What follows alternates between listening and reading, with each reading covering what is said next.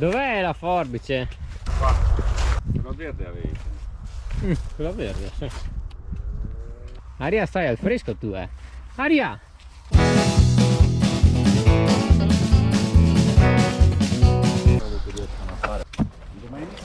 Brenta, Luca, prendi.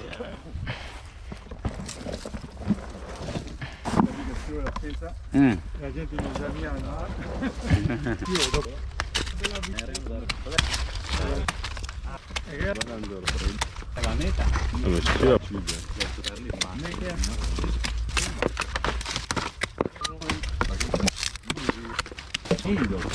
Dai, va avanti.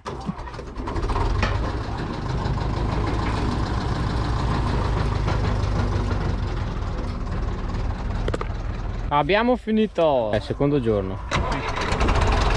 Voilà, ciao ragazzi, come avete visto e come potete vedere è iniziata la vendemmia 2022. Quest'anno c'è una grande novità, infatti dopo tanto tempo siamo riusciti a convincere il padre ad utilizzare la macchina vendemmiatrice almeno per una parte di questi filari e di quelli che ci sono laggiù di pino grigio. Quest'anno facciamo infatti una parte a macchina e una parte a mano come tutti gli altri anni, insomma. Ieri abbiamo iniziato la vendemmia e abbiamo raccolto questi due filari qui e questi altri due e alcuni filari là in fondo, tutti a mano, perché appunto abbiamo raccolto l'uva per fare il vino all'interno della nostra cantina e quindi quella l'abbiamo fatta tutta a mano.